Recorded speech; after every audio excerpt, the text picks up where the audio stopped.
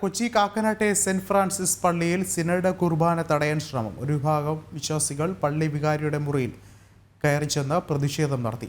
Police എത്തി പ്രതിഷേധക്കാരുമായി വൈദികനുമായുള്ള ചർച്ച നടത്തി പ്രശ്നം പരിഹരിച്ചു. കൂടുതൽ വിവരങ്ങളുമായി സുധീഷ് ഗോപാൽ ചേരുന്നുണ്ട്. സുധീഷ, ഇപ്പോൾ നിലവിലൊരു അന്തരീക്ഷം എങ്ങനെയാണ്?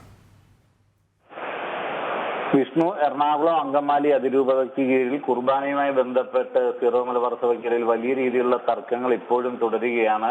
ഇന്ന് അതിന്റെ ഭാഗമായി തന്നെയാണ് Kochi Kakkanad saint Francis Assisi പള്ളിയിൽ സിനഡ് കുർബാന തടയുന്നതിനായി എതിർ വിഭാഗം രംഗത്തെത്തിയത്. തുടർന്ന് പോലീസ് എത്തി രണ്ടു കൂട്ടരുമായി നടത്തിയ ചർച്ചയിലൂടെ അനുനയിപ്പിച്ച പ്രശ്നം ഒഴിവാക്കുകയും ഇന്നത്തെ കുർബാന നിർത്തിവെക്കുകയായിരുന്നു. ആ രീതിയിൽ പ്രശ്നം പരിഹരിച്ചിട്ടുണ്ട്. ഇപ്പോൾ ആൾക്കാരെല്ലാം തന്നെ അവിടുന്ന് പിരിഞ്ഞു പോയിട്ടുമുണ്ട്.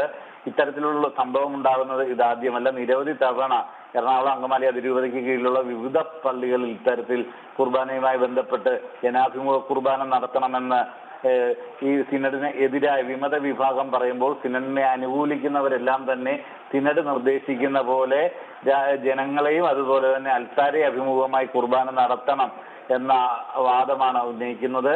ആ രീതിയിലായിരുന്നു ഇന്ന് ഇവിടെയും തർക്കം നടന്നത്. ഇപ്പോൾ പ്രശ്നങ്ങൾ ശാന്തമായിട്ടുണ്ട്. വിഷ്ണു, സുധീഷാണ് വിശദമായ റിപ്പോർട്ടുകൾ പങ്കുവച്ചിട്ടുള്ളത്.